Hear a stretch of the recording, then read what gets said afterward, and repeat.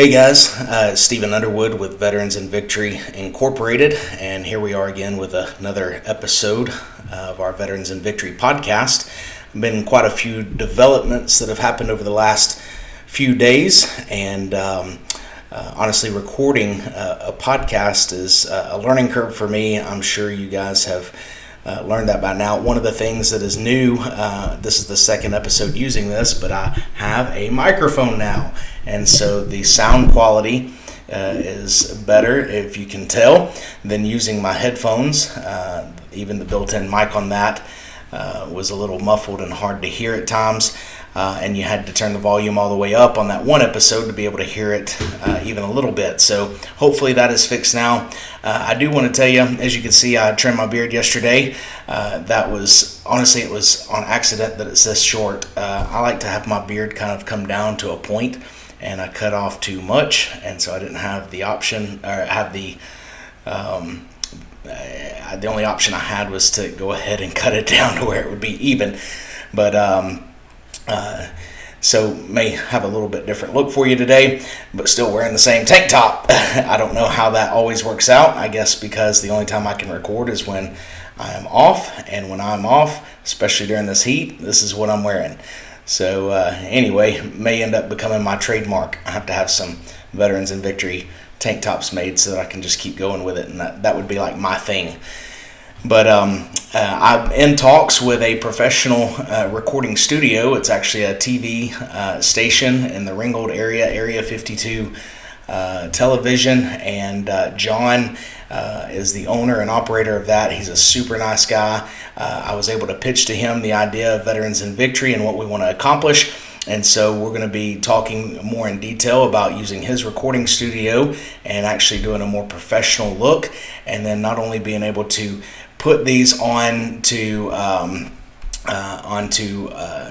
YouTube and the podcast and everything, but also taking a slot on his TV station to air these episodes. And so super excited about that opportunity. Just waiting on all the details to fall into place for that. But stay tuned, and we'll keep you updated as that comes along. Also, looking to have some guests on the show here in the near future. As a matter of fact, I spoke with Kerry yesterday about being on the show, and we were going to try to do it today, but he's got a previous engagement, so we're shooting for tomorrow, trying to record. So that would mean that if this is Friday's episode, then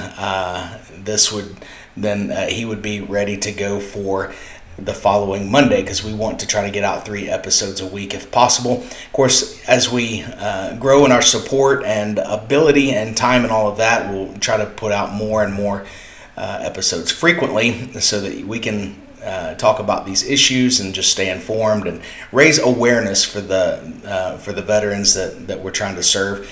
Today I had a pretty important doctor appointment. I was at the neurologist.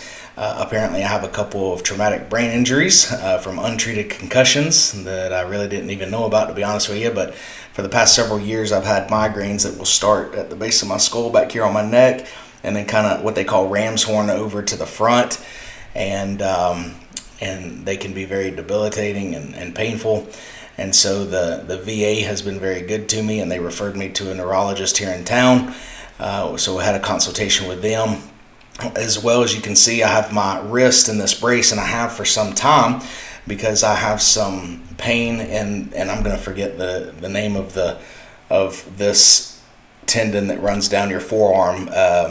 I know it starts with an O, but anyway, it controls your ligaments and joints there in your hand, all the way from your forearm and everything.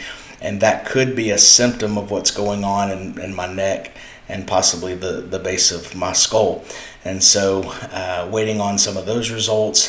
They are going to do a nerve test, and there were 2 different types of nerve possibilities that it could be. I know one she said was like peripheral. I have no idea about the other one. So if you're frustrated at me trying to explain to you what I had done today, imagine how my family is when I try to explain to them what I had done today and what it all means, because I do not remember. So hopefully I have some good news here in the coming days. But, it's not uncommon for veterans to have some of these issues. If you think about it, so the military invests quite a bit of money into training and equipping, clothing, and caring for soldiers while they're in, but it comes at a physical cost. Yes, soldiers are in very good condition. They run, they ruck march, they climb, they rappel, they train and train and train, and many times in very rough conditions, rough terrain, rough weather, humping 45 to 50 pounds of equipment on their back. And so over the course of time, that certainly takes a wear on your body. And so even those that have served for smaller enlistments, can suffer some physical ailments. And of course, the older we get, the more that becomes prevalent and more we become more aware of that. I'm going to turn 40 this month here in the next few days, and never thought this day would come, but here it is. I used to tell my friends, I said, I'll be surprised if I live to see 30. And then 30 came, and I was really surprised. I honestly was, but I always said, well, I certainly won't live to be 40. Well, here 40 is right around the corner, and we'll see. If not, then if I stop recording and stop putting out episodes, then you know what happened. But this is a very common thing that veterans face is some of the health issues. The neurologist was talking to me today, saying that TBIs can be serious enough to where they cause your brain to age at a much more rapid level. And so some of the same sort of issues that somebody in their 60s and 70s might have, somebody like me could also have and experience because of those traumatic brain injuries. And they talked about a couple of lesions and things like that. She looked at my eardrums. She wants to make sure that they're still intact because of the scarring that I have on my eardrums and all of that. But these are things that I'm not alone in this. I'm not telling you all this to get a pity party or have sympathy or anything like that. I'm telling you this because this is something that is a real and common occurrence among veterans, even those that didn't serve long enough to retire, even those that may not have deployed to hostile territory or anything like that. Some of these issues are real issues and can cause problems. And so it's very important, and that's kind of what I want to discuss today. It's very important that we make every available opportunity that we can to get veterans to the VA for treatment or to other organizations that can help them.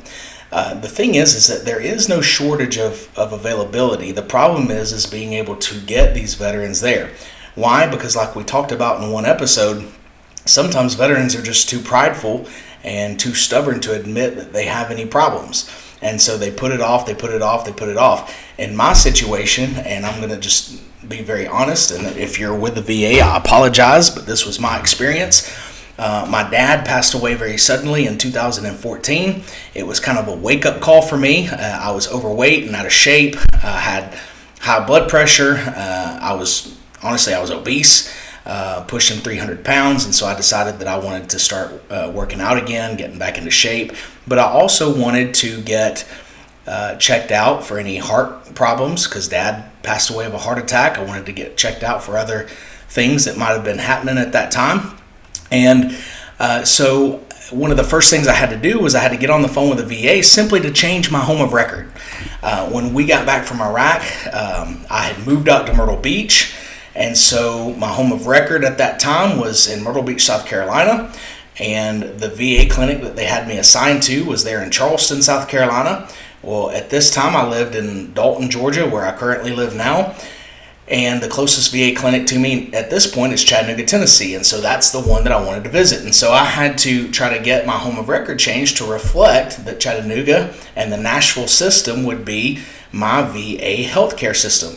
And I remember I was on the phone. Of course, I was grieving. My dad had just passed away. We had all just gotten over strep throat the week. As a matter of fact, the day after the funeral, my wife got strep throat. A couple of days later, I got strep throat. My mom had strep throat. We were all sick. Just a very rough go during all of that. Of course, they say that grief often causes your immune system to bottom out, and you can't fight off infections as easily as you would if you were in a right frame of mind and healthy and all of that. And so I was on the phone with the VA simply trying to change my home of record from South Carolina to Dalton, Georgia. I was literally on hold and bounced around from department to department through the VA system for 5 hours. 5 hours. I was either on hold listening to the don't commit suicide message, call the crisis line if you need immediate help, if you're having thoughts of suicide. And I got so tired of hearing that after 5 hours of being bounced around, after 5 hours of being put on hold, the last lady that got me said, well, I'm going to have to transfer. And I interrupted her the moment that she said that. And I said, ma'am, I've literally been bounced to every department in the VA. I said, right now you guys are under very rough scrutiny for not serving the veterans. I said, I'm sick of hearing the recorded message about veterans not committing suicide and calling the crisis line. I said, if you transfer me, I'm going to have to call the crisis line because I'm at that point of no return. And she was not happy with me saying all of that. And here's what happened. She said, well, you have a good day, sir, and hung up after 5 hours. And so what do? Well, I'm pissed off, for one. For two, I did what every other veteran out there has done. I ignore it completely and I put it off for years. I do not make an attempt to reconnect with the VA. I do not seek out help from them. I do not seek any treatment from them. I don't call them. Anytime that they called, I would simply hang up. Anytime that I would receive a letter, I would throw it away just like junk mail. I completely ignored the Veteran Affairs Office for 5 years as a result of that, until it got to the point where I had no other option. Then, again, I said I'm not going to talk politics, but I am going to tell you during the Trump administration that there was a complete overhaul of the VA clinic, our VA system. They made great improvements and strides for improvements during that administration. And simply because it was no longer seen as, well, this is a government job, you can't fire me, and hiring people that just wanted a cakewalk through employment until retirement, it changed to, hey, you know what, we actually want to show a little bit of care and sympathy for our veterans that are dealing with these issues. And so I tried again. At that point, I was very easily able to change my home of record. I got enrolled in the VA healthcare system. I got enrolled in the VA benefits. I was able to even access my GI Bill and complete my degree through Liberty University. And the VA helped me with all of that. And it was a very good experience. And I'm very thankful for the experience that I've had so far. But the problem is that there's tons of veterans that are out there today that they have similar stories to mine and they've never tried again. They've never given it a second thought because they were treated like second-class citizens who didn't matter. They were treated like they were just a number as opposed to a real person. They were treated like the person on the other end of the line was just waiting for 5 o'clock, actually 4:30, because they work from 7:30 to 4:30 in most situations, waiting for 4:30 to roll around so that they could punch their ticket and head on home to what they really wanted to do. And since then, a lot of that has changed. I've met some great folks at the VA, especially the Chattanooga VA clinic, that are really interested in helping and serving veterans. But with that said, because of that stigma, because of that reputation, we're now having to work overtime at trying to tell veterans, look, it's not the same VA that you remember from 5-10 years ago. It's not the same VA that you remember hearing stories about from your dad or your great-granddad that served in previous wars. You really can get the help that you need. And so we want to help point them in that direction, and we want to help facilitate their transportation to those areas, to those clinics, if they don't have reliable transportation. Like I shared with you in a previous episode, the moment that I have a passenger van, we plan on starting a transportation service free of charge for veterans so that we can transport them back and forth to the VA clinics for treatment. And the moment that we have that, I don't care what it costs. I don't care what it costs me out of pocket. We want to make this available to any veterans that need it. As a matter of fact, there's a veteran named Samuel that I'm currently working on doing a project for him. He lives by himself in a mobile home. He is an amputee, and the way that I know him is my mom is a 36-year LPN, one of the best nurses that you'll ever meet in your life, and she was sitting with him and caring for him through VA approval with the previous company she worked for, and she ended up having to take another job, a nursing job, and so she's no longer sitting with him. And so I went over there and met him and talked to him, and I tell you about Samuel. He's a super nice guy, loves to talk, loves to share stories, but he's lonely. And because he's lonely, he doesn't have a whole lot of get up and go. He can still do for himself, but things are a little bit more challenging for him. And because he doesn't have the help there all the time, a lot of times those things are just kind of neglected. So what we want to do is we want to get some volunteers together. This Saturday I have it planned and scheduled. I'm going to go over there with several volunteers. We're going to do a deep clean on his mobile home. We're going to get rid of a lot of years of accumulated items and get those things that he doesn't use or need, or that anybody would use or need. We're going to get those out of the way so that he can have easier access around his place. And we're going to make sure that Samuel is taken care of at that with that aspect. I also want to be very careful and take some opportunities to go over there and just sit with him for a bit and talk to him. These older veterans, we said it again in another episode that the veteran community is often the most forgotten people in the United States. So something as simple as going over and talking with a veteran, a disabled veteran or elderly veteran for 30 minutes to an hour once a week could be a huge thing. There's a lot of things that take up our time. But when we invest our time into meeting the needs and fulfillment of others, you wouldn't believe how fulfilling it is for us personally. And you might say, well, I don't have time for that. I work a full-time job. I've got my own family and all of that. I do too. And I'm not saying that I'm any better than anyone else, but I will say this. We always find time for things that are important to us. I'm going to say that again. We always find time for things that are important to us. That could be sitting down to watch an hour of TV. Maybe we sacrifice that once a week. It could be, for me, I do enjoy going to the gym and weightlifting. Maybe I have to sacrifice one of my training sessions to go and sit with Samuel. We have to make the decision, is what I'm investing in now, is it as important, is it as fulfilling as the opportunities that we have to serve others? If the answer to that is no, then maybe we should reevaluate the priorities that we have in life. I'll tell you this, I've never regretted when I sacrificed one of my desires to meet the needs of someone else. I've never regretted putting off something that I wanted to simply help someone else. It's never been a regret. I know that I'm not the most talented, I'm not the most caring or eloquent individual that there is, but if I can simply invest what little time that I might have into helping someone else, it doesn't even have to be an hour, even 15, 20, 30 minutes would be sufficient for somebody that doesn't have anybody. But find somebody that you can invest in, that you can go and just spend some time with, and let them know that you care.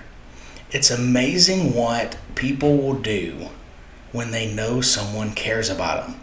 And a lot of the frustrations that we have about people, we say, well, if they're not willing to help themselves, why should I? You know what? They might be willing to help themselves if they feel that value from others. No, we can't validate everybody and help them to be able to feel important all of the time. That's impossible. That would be a full-time job in itself. At some point, they're going to have to find that self-validation and importance for themselves. However, if we can get that ball rolling, if we can take just a little bit of time and show them that we genuinely are interested and care about them, and just give them a little bit of that self-value and worth, then maybe that would be enough to push them to seek out that help for themselves. I'll tell you this, I never would have gone back to the VA and tried to redo everything if I hadn't had the necessity to provide health insurance coverage for not only me but my family as we lived overseas, and that be a requirement, I would have never gone back to the VA, and I would have never sought out what options I have to receive that health care coverage had it not been out of necessity.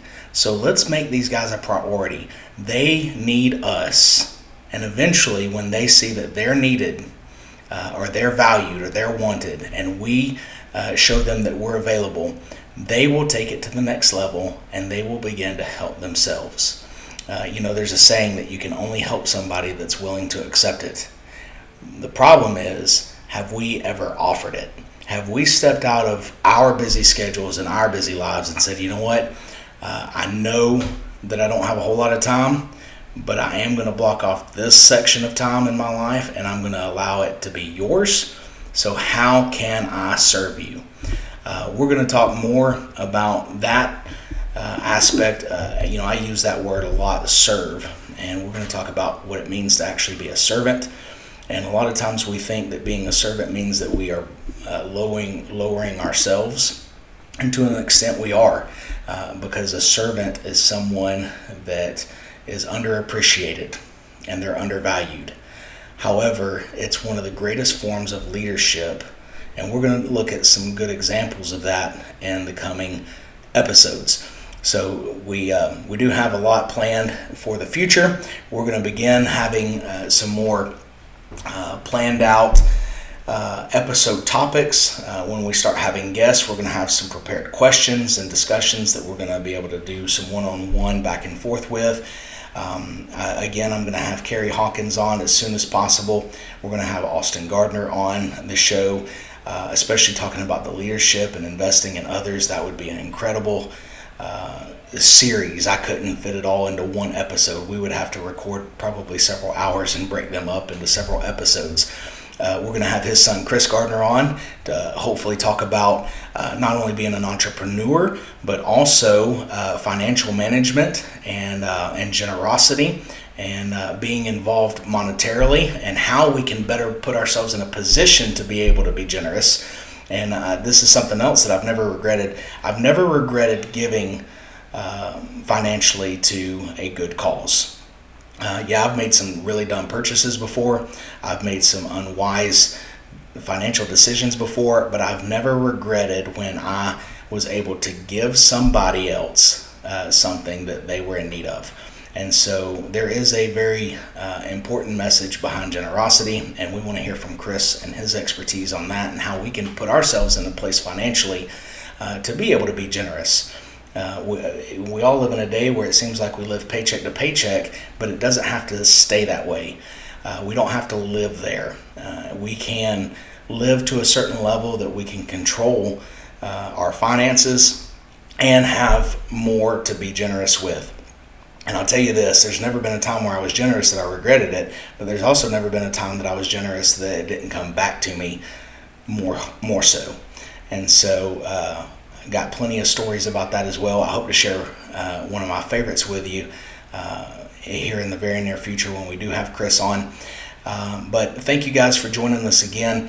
Again, I just want to reiterate, there are programs out there to help veterans. They are available.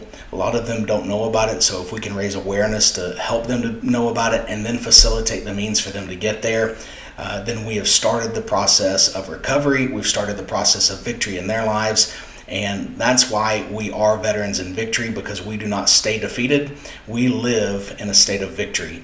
And so that's how we want all veterans to be able to live, and to live out their days in peace and in victory in life, not only over some of the physical elements or mental elements that they might have, but over any coping mechanism, any substance that they're relying upon. We want them to experience and know what real victory is. And with your help, we can do that. So I would encourage you, shameless plug coming, I would encourage you, go to our website, www.veteransinvictory.com, and then hit give, and you can support us that way. You can also subscribe to our organization on a monthly basis and help us to have some monthly donations that come through to help support some of our efforts.